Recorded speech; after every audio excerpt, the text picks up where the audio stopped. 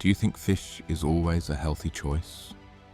What if I told you that some fish could actually be making diabetes worse? Most people believe that fish is one of the best things you can eat, packed with protein, healthy fats, and essential nutrients. And for the most part, that's true. But there are two specific fish that diabetics should never eat, because they can silently spike blood sugar, increase inflammation, and even damage nerve function. And the worst part? These fish are everywhere. They're in grocery stores, restaurants, and even promoted as healthy options. But the truth is, they could be wreaking havoc on your body without you even realizing it. Stick around, because at the end of this video, I'm going to share a surprising blood sugar hack that can help reverse some of the damage these fish might have already done. If you or someone you love has diabetes, hit the like button so we can get this life-saving information out to more people. Alright, let's dive in. Most people with diabetes focus on carbs and sugar, but what if I told you that bad fats and toxins in certain fish could be just as dangerous? It all comes down to inflammation. Inflammation is the hidden trigger behind high blood sugar, insulin resistance, and diabetes complications. When you eat foods that cause inflammation, your body becomes less sensitive to insulin, meaning your blood sugar stays high for longer. And here's the crazy part. Certain fish, the ones most people think are healthy, can actually trigger inflammation, making diabetes worse over time. So let's start with the first fish you should never eat if you have diabetes: mackerel. Mackerel is often praised for being packed with omega-3 fatty acids, which are great for heart health. But here's what most people don't know. Some types of mackerel can actually be dangerous for diabetics, and it all comes down to toxins, mercury, and unhealthy processing methods. One of the biggest issues with mackerel is its high mercury content. While all fish contain some level of mercury, certain types of mackerel have extremely high levels that can accumulate in the body over time. According to the FDA, king mackerel is one of the top fish to avoid due to its toxic mercury levels. Why does this matter for diabetics? Because mercury exposure has been linked to nerve damage, insulin resistance, and increased inflammation, all of which make managing diabetes much harder. Inflammation is already one of the biggest drivers of high blood sugar. The last thing you want to do is add fuel to the fire by eating a fish that makes it worse. And it doesn't stop there. Mackerel is often heavily processed, and that's where the danger really kicks in. While fresh, wild-caught mackerel in small amounts might be okay, most people aren't eating it that way. Instead, they're eating smoked, canned, or preserved mackerel, which is packed with excessive sodium that can spike blood pressure, preservatives that increase inflammation, unhealthy oils that disrupt blood sugar control. A study in the Journal of Clinical Nutrition found that excessive sodium intake can worsen insulin resistance, raise blood pressure, increase the risk of heart disease. Three major concerns for diabetics. And here's where things get even worse. Mercury and toxins from mackerel don't just sit in your body, they actually interfere with your mitochondria. Mitochondria are the powerhouses of your cells, helping convert food into energy. But when toxins build up, your cells become less efficient at burning glucose, which means higher blood sugar levels and worse diabetes control. One study found that people with high mercury exposure were 3 times more likely to develop insulin resistance compared to those with low exposure.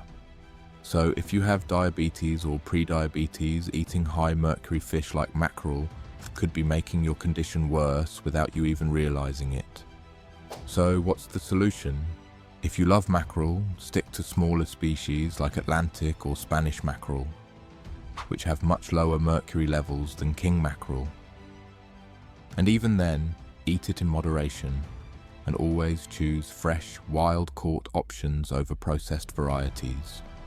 That way, you get the benefits of omega-3s without exposing yourself to dangerous toxins. Now, let's move on to the second fish that diabetics should never eat, and this one is even worse than mackerel.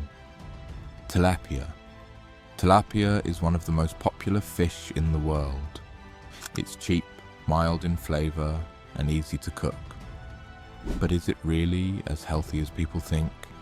Here's the problem. Most tilapia is farmed, not wild. And farmed tilapia is loaded with unhealthy fats, antibiotics, and toxins that can silently damage your health over time. Unlike wild fish, which eat a natural diet, farmed tilapia are often fed processed corn, soy, and even animal waste. Yes, you heard that right. Animal waste. Research from the Journal of Food Science found that this unnatural diet changes tilapia's fat composition, making it low in omega-3s, high in inflammatory omega-6 fats. And that's a major problem for diabetics. Too much omega-6 increases chronic inflammation, worsens insulin resistance, and raises the risk of diabetes complications. And it doesn't stop there.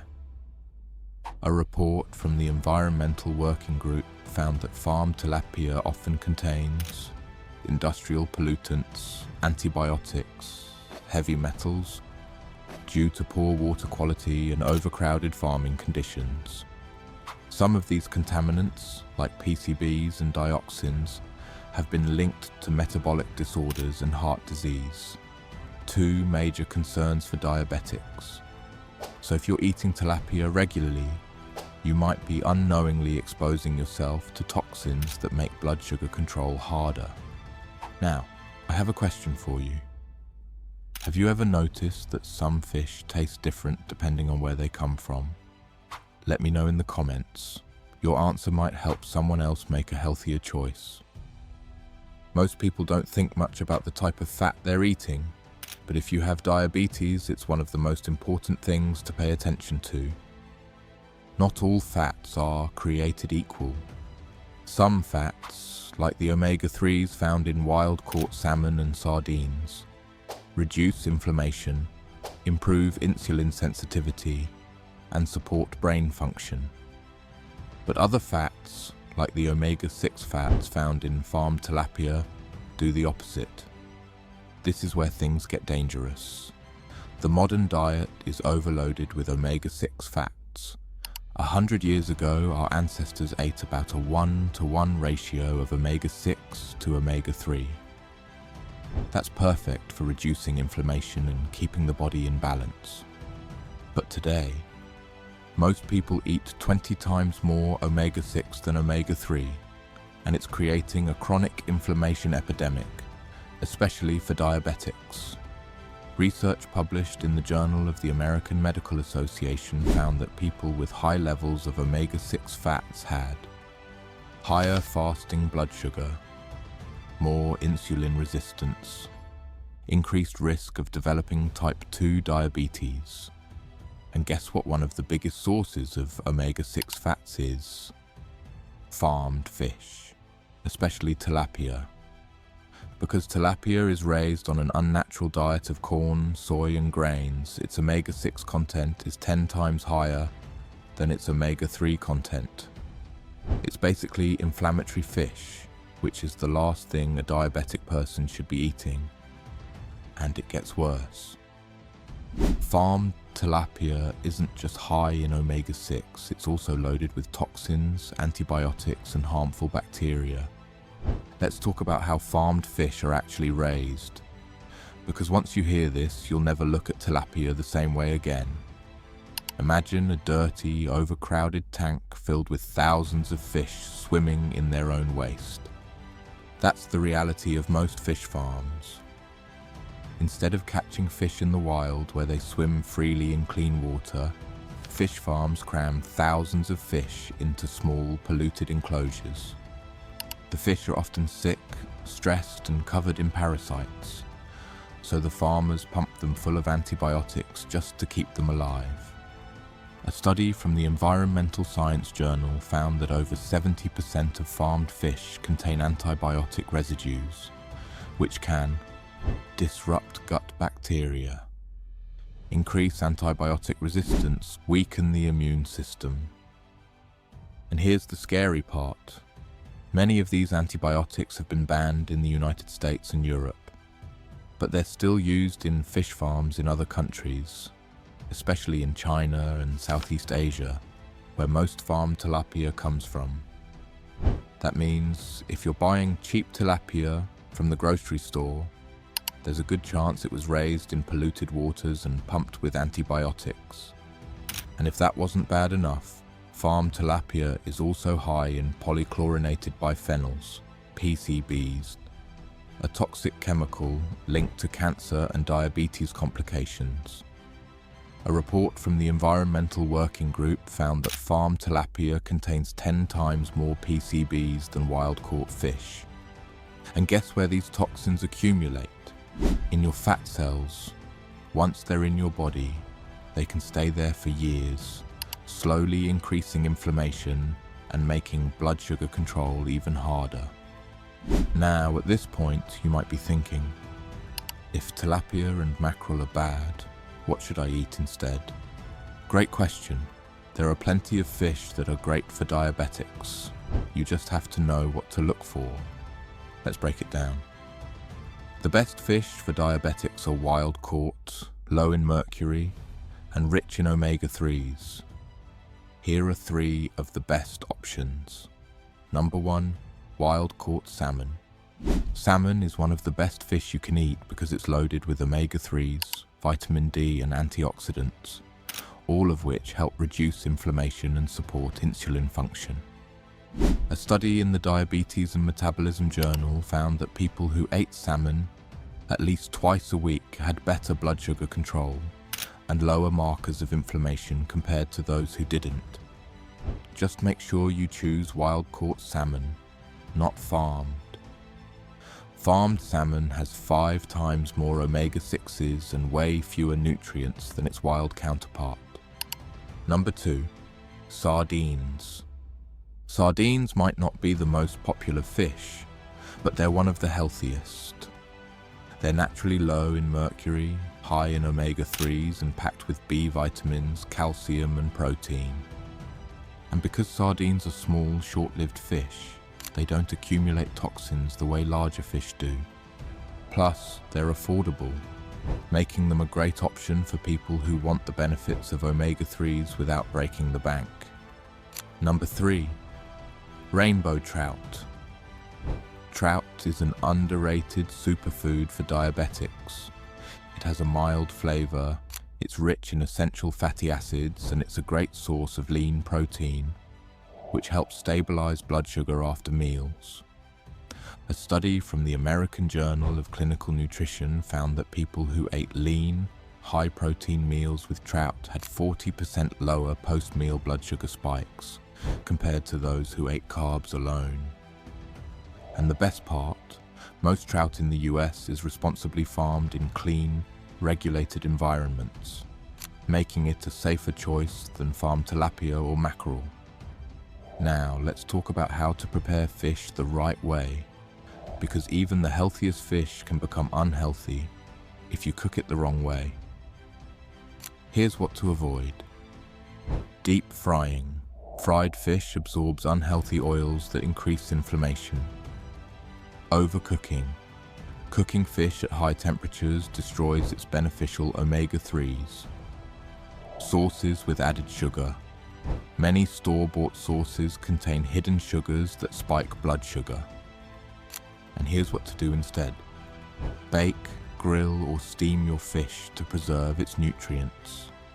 Season with anti-inflammatory spices like turmeric, garlic, and lemon. Pair with fiber-rich vegetables to slow down glucose absorption. For example, instead of having fried tilapia with white rice, swap it for grilled salmon with roasted Brussels sprouts and avocado. That way you're getting blood sugar-friendly nutrients without the inflammation. Now, I have a question for you. What's your favorite type of fish? Drop a comment below. I'd love to see what everyone is eating and maybe even suggest some healthy alternatives. In the next section, we're going to talk about the secret blood sugar hack that can help undo some of the damage caused by bad fish choices. It's something most people never hear about, but it can make a huge difference in stabilizing your glucose levels. Alright, we've talked about the 2 fish diabetics should never eat, why omega-6 fats are dangerous, and better fish choices that support blood sugar control. But what if you've already been eating unhealthy fish? Is there a way to undo the damage and reset your metabolism? Yes. And it all comes down to a little-known blood sugar hack that helps repair insulin function naturally. It's called GLP-1 activation. GLP-1 is a hormone that your body produces naturally. It stands for glucagon-like peptide 1, and it plays a huge role in stabilizing blood sugar. Here's how it works. When you eat food, GLP-1 is released from your gut and signals to your pancreas to release insulin and lower blood sugar levels. It also slows down digestion so your blood sugar doesn't spike as quickly, reduces hunger so you naturally eat less, improves insulin sensitivity, making it easier for your cells to absorb glucose. In other words, GLP-1 is like your body's natural diabetes-fighting hormone. And this is exactly why big pharmaceutical companies have created GLP-1 medications like Ozempic and Mounjaro, because boosting this hormone has been shown to dramatically improve blood sugar control. But what if you could stimulate GLP-1 naturally, without expensive medications or side effects? The good news is you can. There are specific foods and habits that help increase GLP-1 naturally, allowing your body to regulate blood sugar more effectively. Let's go over the best ways to do it. First, eat bitter foods. Every time you eat something bitter, you stimulate GLP-1 release, which helps keep blood sugar stable. Some of the best bitter foods for GLP-1 activation are arugula, dandelion greens, radicchio, Brussels sprouts, dark chocolate, 85% or higher cocoa. A study in the Journal of Endocrinology and Metabolism found that people who ate bitter foods before meals had significantly lower post-meal blood sugar levels compared to those who didn't. Try starting your meal with a small salad of arugula and lemon juice. It's one of the easiest ways to boost GLP-1 before eating.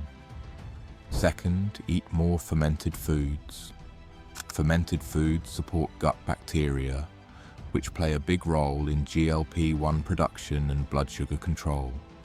Some of the best fermented foods include kimchi, sauerkraut, pickles without added sugar, yogurt, unsweetened, full fat, kefir. A study from the American Diabetes Association found that people who consumed fermented foods daily had better blood sugar control and lower inflammation markers than those who didn't. And the best part, these foods also support digestion, improve immunity, and help with weight management, all major benefits for people with diabetes. Third, drink bone broth.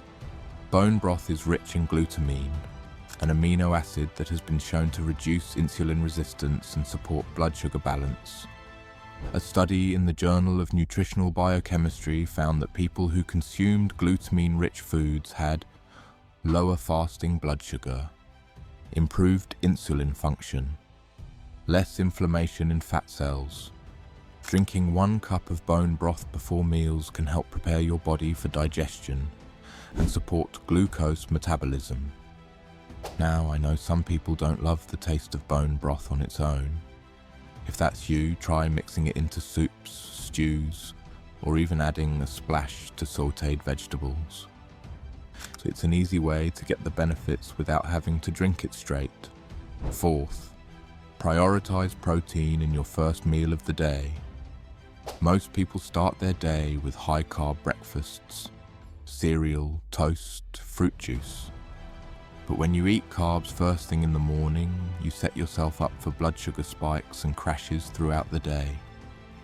Instead, focus on a high-protein breakfast, which helps keep GLP-1 levels elevated and blood sugar stable.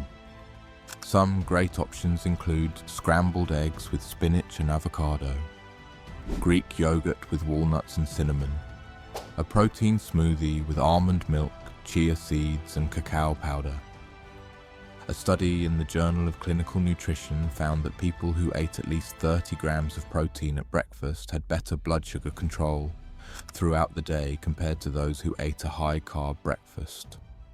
And if you combine protein with healthy fats and fiber, you'll feel full longer and have steady energy levels, instead of those afternoon crashes. Now, let's talk about meal timing, because when you eat is just as important as what you eat. Fifth, try intermittent fasting. Most people eat from the moment they wake up until the moment they go to bed. Breakfast, snacks, lunch, snacks, dinner, dessert, our bodies never get a break from insulin spikes. But when you extend the time between meals, something incredible happens. Your body shifts from storing sugar to burning it. This is called intermittent fasting, and it's one of the most powerful ways to improve blood sugar control. No, it doesn't mean starving yourself. It just means shrinking your eating window, giving your body more time in a fasting state, where it can reset insulin levels. Most people start with a 12-hour fasting window, say from 8 p.m. to 8 a.m. Once that feels easy, they push it to 14 or even 16 hours, meaning they eat all their meals within an 8-hour window. The best part, fasting naturally lowers insulin resistance, reduces sugar cravings, and improves fat burning. One of my patients, a 52-year-old woman who struggled with high blood sugar for years, started fasting just 14 hours a day. Within a month, her fasting glucose dropped by 20 points, and she didn't change what she was eating, just when she was eating. And if you pair intermittent fasting with gentle movement, the results get even better. Sixth, walk after meals. Most people think they need intense workouts to lower blood sugar. But here's the thing, when you exercise too hard, your body releases cortisol, a stress hormone that can actually raise blood sugar. But a gentle 10-minute walk after every meal, that's perfect. It helps your muscles use up the excess glucose in your bloodstream without triggering a stress response. Even light household chores like cleaning or stretching can lower post-meal glucose by making your muscles soak up the sugar in your bloodstream. Now, I have a question for you. Have you ever tried fasting or walking after meals? Drop a comment below. I'd love to hear about your experience. Alright, in the next section, we're going to tie everything together, giving you a step-by-step plan to put these strategies into action and start lowering blood sugar naturally. Alright, we've covered a lot of important information so far. We talked about the 2 fish diabetics should avoid, how omega-6 fats cause inflammation, the best fish alternatives, and the powerful role of GLP-1 activation in controlling blood sugar. But now comes the most important part, how to actually put all of this into action. Because knowing what to do is one thing, but making it part of your daily routine is what actually gets results. So let's break it down into a simple step-by-step plan that you can start using today. Step 1. Swap out the bad fish for the good ones. If you've been eating tilapia or king mackerel, it's time to replace them with better options. Instead, choose wild-caught salmon, high in omega-3s, anti-inflammatory, and great for blood sugar control. Sardines, low in mercury, packed with protein, and loaded with essential nutrients. Rainbow trout, a mild, delicious fish that helps stabilize glucose levels. Even if you just swap out one meal a week, you'll start reducing inflammation and improving insulin sensitivity. Step 2. Prioritize protein and healthy fats at every meal. Remember, protein and fat slow down glucose absorption, which keeps blood sugar stable. Start by making sure your plate includes a quality protein source, chicken, eggs, fish, or grass-fed beef. A healthy fat, avocado, olive oil, nuts, or coconut oil. A fiber-rich vegetable, spinach, Brussels sprouts, or zucchini. This combination prevents blood sugar spikes and helps keep you full longer, so you don't have to rely on constant snacking. Step 3. Use food order to your advantage. We talked earlier about how eating carbs last can reduce blood sugar spikes by up to 75%. So here's the new way to structure your meals. Start with fiber. Eat a small salad or some steamed vegetables first. Eat your protein and fat. This could be salmon, chicken, or beef with olive oil. Eat your carbs last. If you're having rice, potatoes, or fruit, save them for the end. It sounds simple, but this one trick alone can make a huge difference in keeping glucose levels stable. Step 4. Activate GLP-1 before eating. We now know that GLP-1 is one of the most powerful natural ways to regulate blood sugar. And the best part, you can activate it naturally before every meal by eating a small portion of bitter greens like arugula or dandelion, taking a tablespoon of apple cider vinegar in water 15 minutes before eating, drinking a cup of bone broth before your meal. This simple habit primes your metabolism, helping your body process food more efficiently. Step 5. Get moving after meals. Remember how we talked about walking after meals? This is one of the easiest, most effective ways to lower blood sugar naturally. And it doesn't require a gym, a workout plan, or any fancy equipment. Just 10 to 15 minutes of light movement after eating can reduce post-meal blood sugar spikes, improve insulin sensitivity, prevent sugar from getting stored as fat. And if you don't like walking, you can do simple activities like cleaning the kitchen, stretching, playing with your kids or pets. Anything that keeps you moving and helps your body burn off the extra glucose. Step 6. Time your meals for better blood sugar control.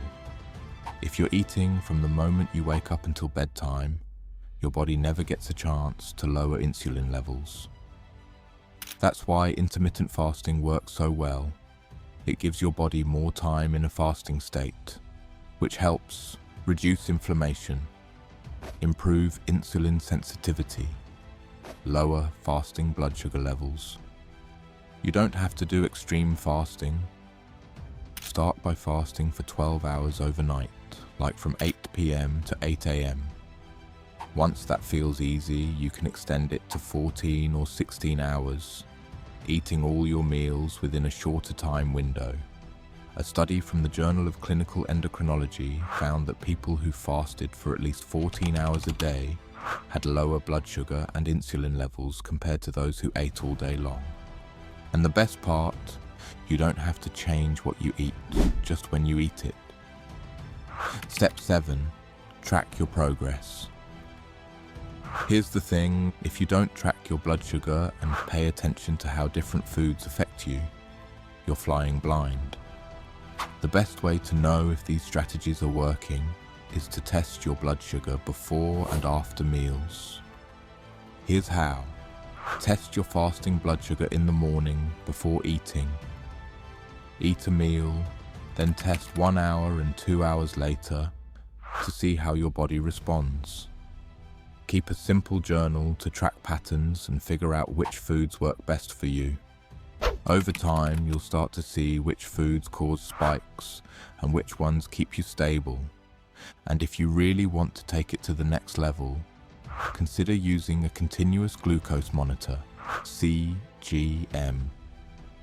CGMs track blood sugar in real time, showing you exactly how different foods and habits impact your levels. A study in the Journal of Diabetes Science and Technology found that CGM users improved their blood sugar control by 23% in just 3 months.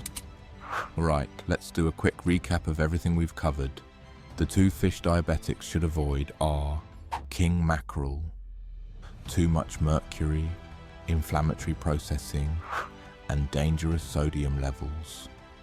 Farmed tilapia, loaded with omega-6 fats, antibiotics, and industrial toxins. Instead, choose wild-caught, low-mercury fish like salmon, sardines, or trout. To improve blood sugar naturally, focus on activating GLP-1 by eating bitter foods, fermented foods, and drinking bone broth. Using food order, fiber first, protein second, carbs last. Walking for 10 to 15 minutes after meals to lower glucose levels. Trying intermittent fasting to give your body time to reset insulin. Tracking blood sugar to figure out what works best for your body. Now, here's your challenge. Pick just one of these strategies and try it for 1 week. Then come back and comment what changed for you.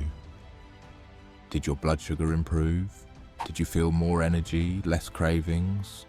Let me know in the comments. And if you found this helpful, hit that like button and subscribe so we can keep spreading this information to more people. Thanks for watching, and I'll see you in the next one.